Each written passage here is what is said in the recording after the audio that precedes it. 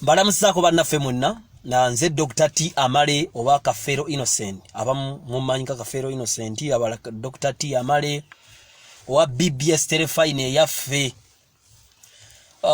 abagenda okunvuma mwebale mbebazizza in advance abagenda okusiima mwebale kubanga bulijjo mba nkola video zino sirubira nti buli omwe ajja ziraba abamu bajja kundaba banvume naye ku 10 abazirabe kubeerako abasatu kyokka ate bwe tugenda mu Bible egamba Eva Katonda abeerawo n'akasanvu abeerawo n'abantu babatono kati mba nkolera video ya abatono agenda ogiraba ogijjemu amakulu weebale naawe nkwebazizza ndi musajja mulokole nsabira ku Volunteers of Salvation Outreach Voso Geuga ebeera na side ze naakulabyeyo oyinza okuba togimanyi era kyaki yaffe ntonotono tubeerawo ne tusaba ate siri mutuukirivu wabula nsharinga akatono kenfunye naawe woba oyina akatono kofunye kaŋŋambe ffenna eggwanga lyaffe likulire wamu litereere libenga nga dikulaakulanye nange nfuba buli lunaku okubeera omuvubuka era omuntu agenda okugasa eggwanga lyange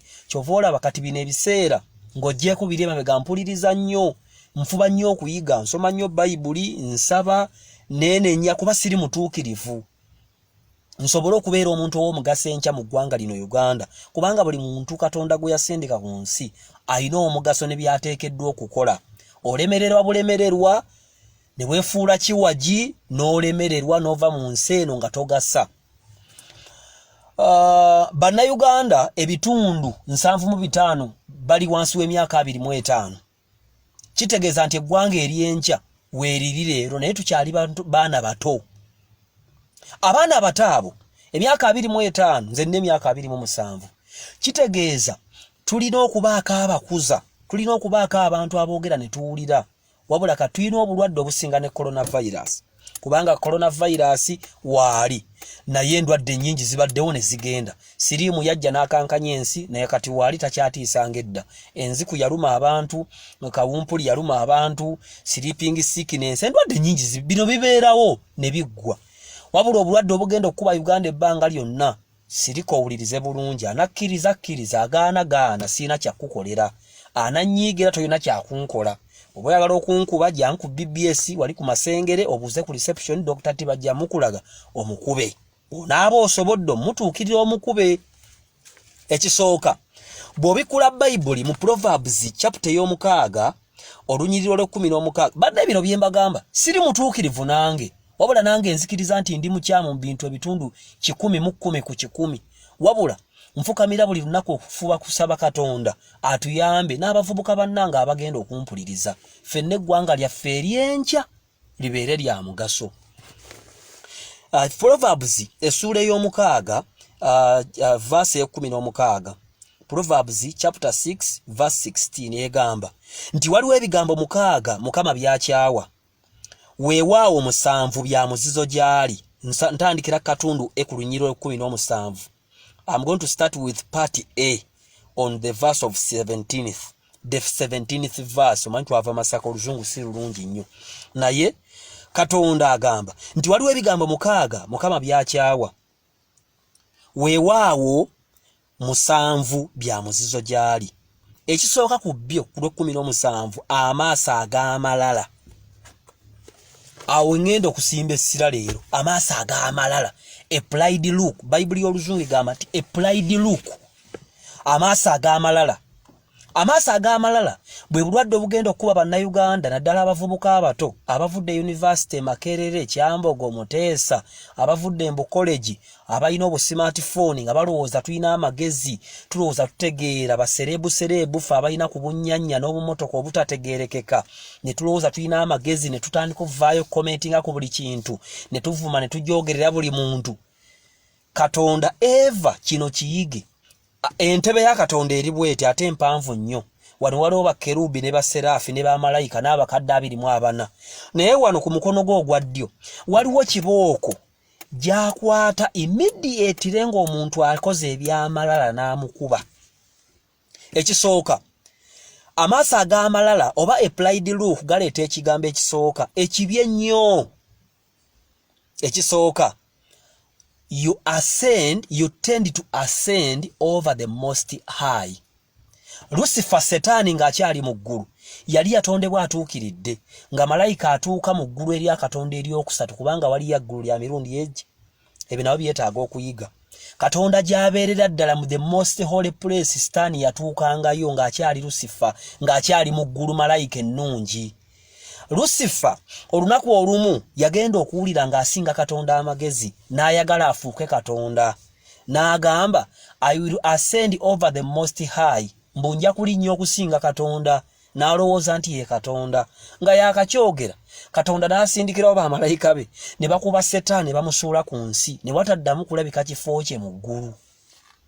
Muvubuka munnange, bw'oba olowooza nti ensi eno ojja kugitambulamu nga tolina Katonda, ng'olowooza ojja kwebeezaawo, ng'olowooza ojja kuzuuka mbuliribwa ku ssaawa 2 ofubutuke ng'akanyonyi ogenda okola emirimu gyo, ogenda kufuuka musiru, ogenda kulemererwa, ogenda kubulwa ssente, ogenda kwetikka engule y'abasiru, because ever the crown for the fool is shame. Engule y'abasiru buswavu. Any person who wakes up the morning oba akomawo ng'akooye n'ogwa mu bitebe byo ne weebaka nga tosabye Katonda, tosomye Bayibuli, teweebazizza Katonda, tosabidde eggwanga lyo, tosabidde bakulembeze, kitegeeza oyagala okwebeezaawo ng'oyita ku Katonda. Then omuntu yenna eyeebeezaawo agenda kukubwa kibooko z'atalabanga nako afuuke musiru. Wano we wali Abaganda kati ngenda kwogerayo ekinyiizo ekyokubiri. Abaganda baali bantu era be bantu mu Africa. Tribe y'Abaganda yanjawulo nnyo mu ndowooza, mu njogera, mu neeyisa, mu nkula yaabwe. Era omuzungu yagenda okujja yeewuunya nnyo okulaba ng'Abaganda n'akati eno tribe nga njeewuunyizza ng'alaba bantu banjawulo, balina gavumenti, balima, balina unity, bantu bakola ebintu byabwe mu ngeri gye baagalamu. Naye baatuuka olunaku olumu ne balowooza nti baagala okusinga Katonda. Katonda n'akwata omuggo n'abakuba ne bagwa. Kyova olaba nti yaleeta abantu ne bava ewalala eva ne batandika okutufugira mu Buganda mwennyini nga ne bw'okola otya muganda wange. Katonda bw'aba yatandise ekintu tosobola kisirisa. Kubanga nze maama wange Muganda ne taata wange Muganda. Tugende ewaffe olabewo. Naye nakula maama wange aŋŋamba nti baana bange olwo olugezigezi lwammwe abaana ba wano lwe mulina. Nze gundi, nze ndugwa, neddira lugave. Naga nti ebyo byogere ng'oli muntu omukkakkamu.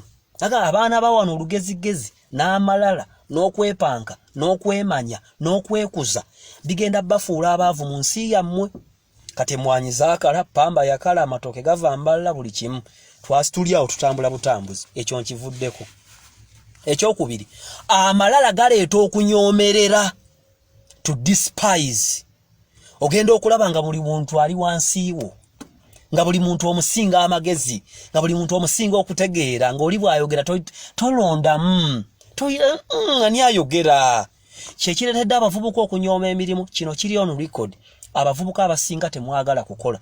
Neebaza abasaba, neebaza abasiiba, neebaza abasabira eggwanga, neebaza abakeera okukola n'ebbidi. Naye nvumirira abavubuka abataagala kukola, abalina olunyoomerezo muli munda nga banyoomerera emirimu n'abo abagigaba. Muganda wange, abavubuka bangi nze mbalabe, nabeera kusimba ebbanga ggwanvu, mbadde ku BBS ebbanga ggwanvu. Abavubuka abamaze university bajja nga basaba mirimu. Bw'omugamba nti sookera wano nkutuvoisingira obulango tayagala, ayagala genda ku mpewo, naawe nga tomukaayanya ng'omugamba microphone yiino oba kamera yiino, njogedde kuba media. Ogenda otuuka ku kamera ntalina kyamanyi n'eki, naye nga muwala alabika bulungi, muvubuka alabika bulungi. Naye olw'okunyoomerera, olunyoomerezo olwo olutulimu lwe luleetedde abawala abangi okubeebakako nga munoonya abasajja aba high class. Ne mutandika n'okuzuula eŋŋombo, mbuuza omusajja saagala busajja bwavu, saagala buki. Mu mbeera eyo mu lutalo lw'okunoonya abagagga, abasajja mutandika kuwoza no weapon formed against me shall prosper. Naye abasajja nga bakwebaseeko maama. Wafune yalina emmotoka eyasooka n'akulya n'akulekawo. N'ofuna owookubiri n'akwebakako n'akulekawo. N'ofuna owokusatu n'akwebakako n'akulekawo. Nga bw'ova ewuwa akuwa emitwalo egi n'obeerawo. Lwaki? Toyagala kwekolerera. toyagala kuyiiya ne boyfriend gwalina omwavu mwantandisa obulamu wamuddukako nononya ba high class kati bakakumegga abavubuka ngaaga naye n'omugagga tonnamulaba ekyo nkivuddeko. Ekyokusatu, a pride look causes a person to be of an impossible character. Abavubuka tuyina impossible character. Sigamba mwenna abeeyisa obulungi nsiima. Nange gwe nnyini gw'olaba nzikiriza nti nina impossible characters nnyingi kyova olaba mbeera nnyo ku church okusaba Katonda. Abasinga nze mbasinga okuba ne schedule eri busy. Ne nfissa akadde ne ngenda ku church noyongera obulamu bwange njige manye obulamu njige okutya Katonda. Empisa embi ezindimu n'olugezigezi bw'e Masaka n'obunnakyalo bwonna obundimu bwonna bunveemu. Fuuka omuvubuka enkyana agasa eggwanga lyange. Impossible character yetya. You are not teachable, you are not flexible, you are not submissive. Mu bulamu bw'ensi buli muntu alina okuba n'omutayimba ogubeera waggulu w'obwongo bw'omutwe gwo. Ogwo bw'oyagala okwambuka gukkuba n'odda wansi. Ayinza okuba maama wo, ayinza okuba taata wo, ayinza okuba landlord wo, ayinza okuba president w'eggwanga, ayinza okuba boss wo, ayinza okuba HDO, ayinza okuba headmaster, ayinza okuba head of department, ayinza okuba girlfriend wo. Nga gwe mutayimbwa Katonda gwe yassaawo okutereeza obulamu bwo. Naye olw'okuba impossible character obeera nga toli teachable, toli submissive, ate nga toli flexible. Trust me, you are going to become a fool, and always a crown of a fool is shame. And after shame is death. Impossible character, nedda. Eyo nesinga nnyo mbaana b'e Makerere. Abaana b'e Makerere tandika okutunulira obulamu bwabwe kubanga abamu bayingira mu university nga bakkakkamu naye baatuuka e Makerere ne bayingira mu luliru pride look ffe tuli b'e Makerere Makerere temujja kutwongeza ne batambula mu nsi mu bulamu bwabwe. Sigamba nti gavumenti kirungi okwongeza nga ssente buli kaseera naye n'okubbanga embizi z'abantu mu kikone nakyo kyabanga kirungi, kyabanga part of okwekalakaasa. Nove Makerere ng'oyinamu nti tokkiriza muli mutima gwo gwe Makerere n'oyingira mu bulamu nga otambula w'e Makerere ne sivyo giweesaayo maanyi kuba oli w'e Makerere. Maama nnyabo mu bulamu ogenda kufuuka a fool, a cast person, a blunt person. Ekyo nkimaze. Ekisembayo leadership. Katonda nno abantu wasinga okugabira obubonero wansi w'enjuba kye bayita leadership. Leadership etandikira ku nnyoko ne kitaawo. Beba Katonda be yasindika boolabako. Maama wo ne taata wo, ekitundu mwoli, baganda bo, chairman w'ekyalo, landlord wammwe, headmaster w'essomero, head teacher, class teacher, beba abakulembeze abasooka Katonda kwagabira obubonero. Kyova olaba nti ne bw'abeera mukulu wo tosaanidde kumuvuma, era bw'oba wamuvuma kino nkyogera buli lunaku, ddayo ewaka omwetondere kubanga wafuna ekikolimo. Lwaki? You have a pride look. Okunyiiga kubaawo, mukulu wo ne weesanga ng'omukubye eŋŋumi, ddayo omwetondere. Otherwise bw'otamwetondera, ever you are going to be under a curse. Kuba Katonda respecting leadership. Mukulu w'emyaka 2 gye yamala nga toliiwo agikusinga. Ne bw'abeera landlord, kalabe kasajja gwo oli kasiru, kalabe obugulu ojja otubanja ekiro, oloza gwo osoose okuzimba ennyumba obunaku obukuli. Naffe tulina ennyumba ewaffe, kwata ssente zo n'ozikasukira landlord, n'oyonoona amazzi ga landlord kuba omusasula, n'aggaana okufumbirako n'ogafumbirako, era kunyoomerera mu bulamu. Ojja zimba ennyumba, biru y'amazzi ejje nga miliyoni ezi, lojja okkakasa nti landlord watosaanidde kumujereegerera. Landlord Katonda agabirawo nnyo obubonero, banneyiba bo, baganda bo, maama wo, olwo ennaku zo ne ziba nnyingi ku nsi. Tuddako eggwanga wano awasinga tukubirwawo. Leero twajjiramu ebyobufuzi ne bannabyabufuzi abanoonya ekyokulya abajja batulimba ne batugisa eno Bayibe eno. Nze gye nsoma kuba ndi mulokole, terina weegambira nti ovuma omukulembeze yadde musiru, terina weekyogerera. Era kyova olaba abasirikale bakikola bulungi. Pulezidenti Museveni ne bw'alagira abasirikale bagende bakkuba amasasi, tebalina musango kubanga yabalagidde, balina okutuukiriza obuvunaanyizibwa bwa mukama waabwe. Tulina ebigombogombo, tulina ebibinja by'abavubuka ebyegwanyiza obukulembeze ebigenda nga bijja ne bituyigiriza pride look, Katonda n'atukuba. era muwulire bulungi bw'ojja ne weepankira ku bakulembeze abaliwo mu ngeri y'okubavuma y'okubajereegerera n'okubamanyiira ekikolimo kijjirawo ku bulamu bwo gwe butunuulire ojja fundikira ng'oli munafu ng'oli musiru ate nga togasa. Nze mbalabyeko bangi ne bannabyabufuzi nga bagamba nti oyo kawobooyi eyo entebe mweyejingira maama nnyabo oyo lwe yakyogera ekikolimo lwe kyajja tebalifuga. Nkikugambye leero ennaku z'omwezi nga 20 njirikodinze 29 28 tebalifuga paka nga batudde wansi ne beenenyeza Katonda. Kuba Katonda bw'asindika omukulembeze mu ggwanga eryo yamanya lwamuggyako. Abantu bajjako ddi omukulembeze batuula wansi balina okuba ne relationship ne Katonda nga beegayirira nga basaba nga basiiba nga bawaayo ku lw'eggwanga lyabwe nga beenenya ebibi by'eggwanga. Trust me eggwanga bwe libaamu abantu nga Siteera Nyanzi asobola okkeera ku makya naawe mula abakulembeze ne tumukubira mu ngalo ffenna tubeera wansi wa kikolimo. Ne bw'oligenda mu Amerika ne bw'oligenda Abu Dhabi n'okola ow'omuwalabu bambi okugulu omugongo ne gukutukutuka ng'owagira Siteera Nyanzi ojja kukomawo ogule poloti ku bafere era otawaanire bwereere. Lwaki? Katonda tayagala balina maaso ga malala. Siteera Nyanzi bw'aba asobola okudda ku university y'eggwanga, a national university holding over 30,000 students, n'awemula n'ajjayo amabeere n'Uganda bagadi bannanga omukazi ono hero ne bannabyabufuzi bonna be tulinamu essuubi ne bavaayo abaasoma abavuga amamotoka amanene be tulowooza nti balina amagezi ne baaniriza omukazi omuwemuzi ne bamusanyuke. Sigambe nti bamukube ne Siteera Nyanzi bw'oba omusanyukira kuba Bayibuli egamba nti ayamba n'ayambwa ku lunaku luli baligwa ku mukono ogwo gumu. Ne bagati Siteera Nyanzi bannange weebale Museveni omutuwemulidde twabakoowa naffe n'ekikazi kye twakikoowa kiwemule oli n'agamba Janet alinga kino bwe Museveni olinga bino essanyu. Nze yo struggle mba sigirimu kubanga sigamba nti President Museveni nzikirizaganya naye buli kintu naye muwe ekitiibwa paka lwalivaawo omulala najja ate nze okwawukanako nammwe mmanyi bulungi nti Museveni ajja kkeera agende one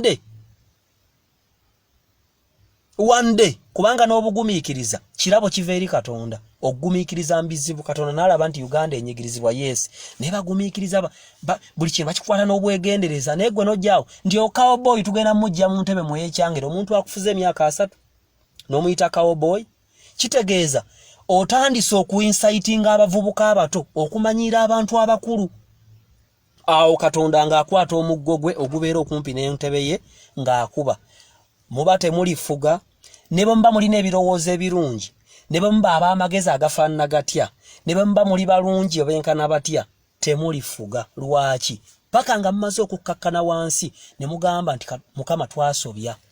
Tewali asinga Katonda maanyi era Katonda bajja kukomyawo Museveni. Munyiige muwulira obusungu nga bubatta naye ng'akomyewo ate ogenda kukola ki? Nze ekyo nkibabuuza. Museveni bw'aba avaako n'alekako muhoozi ogenda kukola ki? Ojja kudda ku kasimu kaako emitwalo aga otandike wano balabe basirumu ebinyankole byatujjira era bawongere bakufuge bakuleetere n'emisolo yavuwala emirundi egi. Lwaki? You have a pride look, God cast you and you became a fool, and after foolishness now you are shameful. Oswaza kati nga zaake ono anansonyiwa okumwogeraho nale bonze nasoma ne mukulu zaake endeji ne nalaba mukulu zaake ebiseera ebyo ku parliament sebo ng'akutteho nalebo Professor Nawangwe akulembera University y'e Makerere omusajja amugudde mu kifuba ali mu kumuyuzaayuza. Bannange kati onalebo zaake kankubuuze oyo omwami atuusa okuzaala nankubadde oli munyiivu nange okwongeza abaana b'e Makerere kinnyumira kuba nange maama mwavu embeera gye tulimu kiraba naye gwe bw'onyiiga okola otyo nti Siteera Nyanzi yanyiize nnyo ne yeeyambulira ku University y'eggwanga. Omanyi obugwagwa n'obwamalaaya n'ebisiyaga ebiba bigenda okuddiira ku University kubanga maama akunamye. Maama alina abaana abalamba. Maama wo bwe yanyiiga akunamanga bukunami nga Siteera Nyanzi bw'akola. Maama wo tanyiigangako gwe tonyiigangako mirundi emeka gye wajja ey'amabeere n'akabina n'ebigambo ebiwemula. Those are evil people. Abo bantu babi. naffe tuli babi naye abo tubategedde tulina okutuula wansi ne tuwenenyeza Katonda nti Stella Nyanzi awemudde university webaaka abaana emitwalo 3 Nyanzi n'ayimuka n'agiwemulirako kitegeeza abo abaana bagenda fuuka bamalaaya bagenda fuuka bagwagwa bagenda fuuka basiru kubanga maama awemudde ate n'abakulembeze betugamba bagenda kututwala mu nsi ensuubize ne bamukubira mu ngalo ne makomera ne bamunona ng'amaze okuwemula abakulembeze Katonda ng'akwata omuggo gwe ng'akuba nga mugwa nebwe muluko olukwe ne lutuuka ku final nga lugenda kuggwayo kyovola Museveni ajja kudda ekyo ate ogenda kunkola kinkubuulira lwaki adda Katonda akyamwagalako paka olugezigezi lwe tuli kuggwako kati ekyo nkimazaawo Abaganda tulina amalala ffenna abavubuka tuli b'amalala tulina eriisa erinyooma abalewala munyoomereza kyemuva mugudde mu bwenzi obutagambika ne babebakako okutuuka okufumbirwa ng'abasajja ngaaga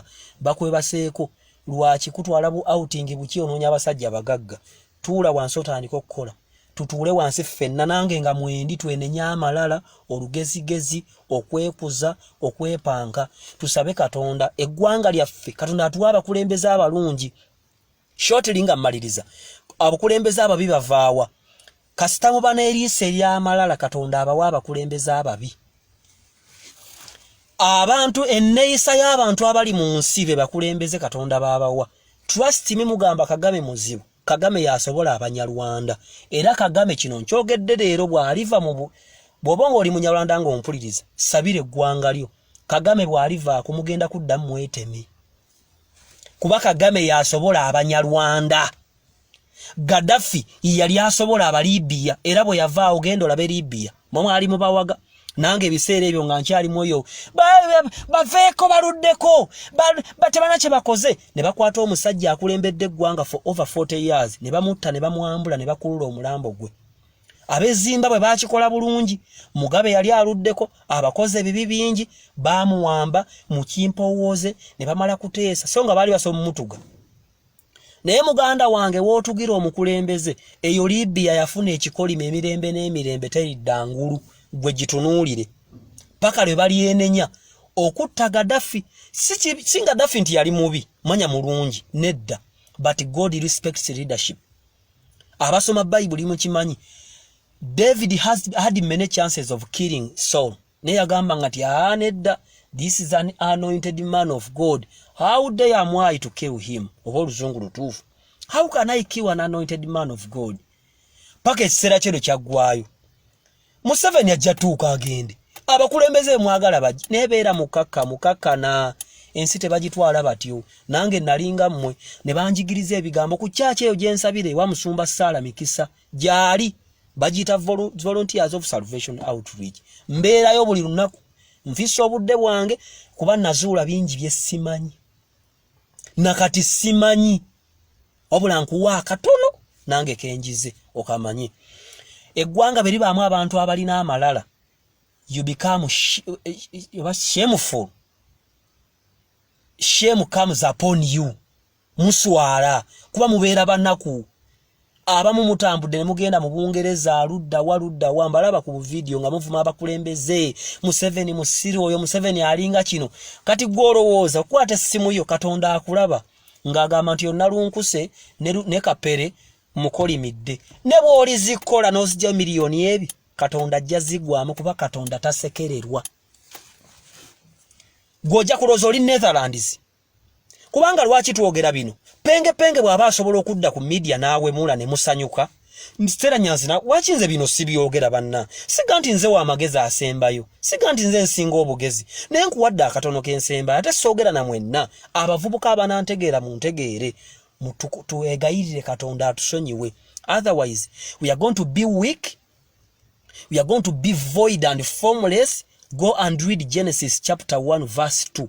The earth was void and formless. Yali Uganda jakuba yetabudde mugenda kukolereranga mmere eva mugenda kunoonyanga byakulya okole sente bwe zigenda ku ndwadde bwe zigenda ku banka government bweyongeza emisolo mubeera olwaki you have a pride look buli wobeera ne pride look Katonda akubirawo kibooko tugenda kubeera wansi w'ekikolimo. Eva abakulembeze abatubbira ssente tebagenda kuvaawo lwaki tulina empisa embi. Aba opposition abagamba okujjako Museveni nabo bamanyira mumanyiire tebamuwadde ekitiibwa. Kyovula njagala nnyo Dr. Kano Kiza Besigye yagamba enkola ya mwami Museveni akagambo mwami ako ka muntu alina obwongo era omukulu. Naye omuntu agamba nti oyo cowboy entebe gyali mutu tufudde bannange. Katonda ng'akwata omuggu ng'eyo nayo na struggle agikubamu ne bamba bageza okwenkana watoyinza kwenkana Katonda. How to get rid of this curse, bluntness, bad leaders, shame, weakness, void and formlessness. How to get rid of them. We break down. Tukkiriza nti twayonoona. Ekyo kibadde kyakulwanyisa kinene nnyo eri obulamu bwange. Nze nzikiriza mangu defeat. Tufukamire wansi ku makya oba kawungeza akadde kwofunye ogandi Mukama tusaasire Stella Nyanzi bawemudde. Stella Nyanzi bwawe mula atagetinga mmwe nkya mufuuke b'amalaaya kuba buli waawe mulira kugunna jja amabeere. Nedda abadde alaga bunyeekabu bw'onyiiga olaga mabeere. Maama wo bwe yanyiiga nga yajjanga y'amabeere gwe bw'onyiiga ojjayo mabeere.